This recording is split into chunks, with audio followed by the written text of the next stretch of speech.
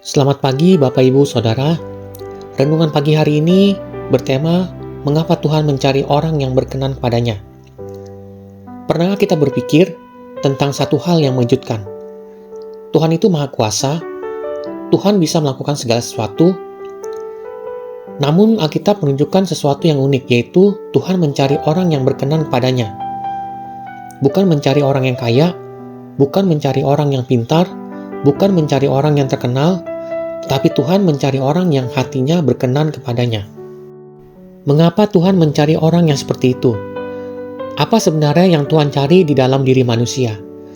Renungan pagi ini akan membawa kita memahami bahwa hati yang berkenan pada Tuhan adalah sesuatu yang sangat berharga di mata Tuhan. Sebelum kita mendengar dan merenungkan kebenaran firman Tuhan, mari kita berdoa. Tuhan Yesus, Allah yang kami sembah dalam nama Tuhan Yesus, terima kasih untuk pagi yang baru yang Kau berikan kepada kami. Napas kehidupan, kesehatan, dan kesempatan hari ini adalah kasih dan anugerah-Mu. Tolong kami membuka hati dan pikiran kami, agar firman-Mu menegur, menguatkan, dan mengubah hidup kami. Dalam nama Tuhan Yesus, kami berdoa. Amin. Firman Tuhan hari ini diambil dari 2 Tawarik 16 ayat 9. Karena mata Tuhan menjelajah seluruh bumi untuk melimpahkan kekuatannya kepada mereka yang bersungguh hati terhadap Dia. Firman Tuhan ini menunjukkan sesuatu yang sangat dalam, yaitu Tuhan sedang mencari. Alkitab tidak berkata Tuhan hanya menunggu, tetapi mata Tuhan menjelajah ke seluruh bumi, artinya Tuhan sedang melihat setiap hati manusia. Mengapa Tuhan melakukan itu? Karena Tuhan ingin menyatakan kuasa-Nya melalui manusia untuk proyek-proyek Tuhan di bumi. Tetapi tidak semua orang siap dipakai Tuhan. Banyak orang ingin berkat Tuhan, ingin mujizat Tuhan, ingin pertolongan Tuhan. Namun sedikit orang yang benar-benar hidup berkenan kepada Tuhan. Orang yang berkenan kepada Tuhan memiliki beberapa ciri. Pertama, hatinya tulus kepada Tuhan.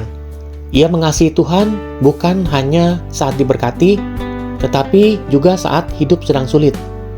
Kedua, ia mau taat meskipun firman Tuhan sedang menegur atau mengoreksi hidupnya. Ketiga, ia rendah hati, ia sadar bahwa tanpa Tuhan, ia bukan siapa-siapa. Bapak Ibu Saudara, Tuhan tidak mencari manusia yang sempurna. Lihatlah tokoh-tokoh di Alkitab. Mereka juga sering mengalami kelemahan, tetapi mereka memiliki satu hal yang sangat berharga, hati yang sungguh-sungguh kepada Tuhan. Dan kepada orang yang seperti itulah Tuhan melimpahkan kuasa-Nya.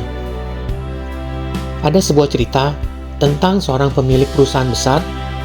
Suatu hari, ia ingin memilih seorang untuk menjadi manajer kepercayaannya. Banyak orang melamar pekerjaan itu. Ada yang membawa ijazah sekolah tinggi, ada yang membawa pengalaman kerja di luar negeri, ada yang sangat pandai bicara. Namun pemilik perusahaan itu melakukan sesuatu yang aneh. Selama beberapa hari, ia hanya mengamati sikap mereka. Ia melihat bagaimana mereka berbicara kepada petugas kebersihan. Ia melihat apakah mereka jujur ketika tidak diawasi.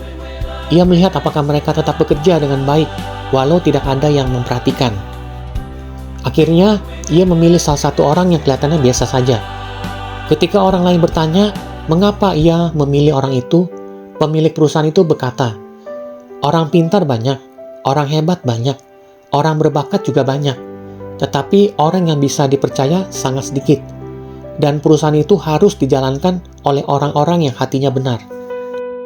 Bapak Ibu Saudara, seringkali kita berpikir, Tuhan mencari orang hebat, orang pintar, orang kaya, orang terhormat. Tetapi sebenarnya Tuhan sedang mencari orang yang hatinya benar.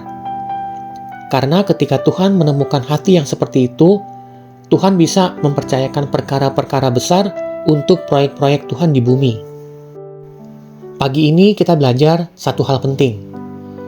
Tuhan tidak sedang mencari manusia yang sempurna. Tuhan sedang mencari hati yang berkenan padanya.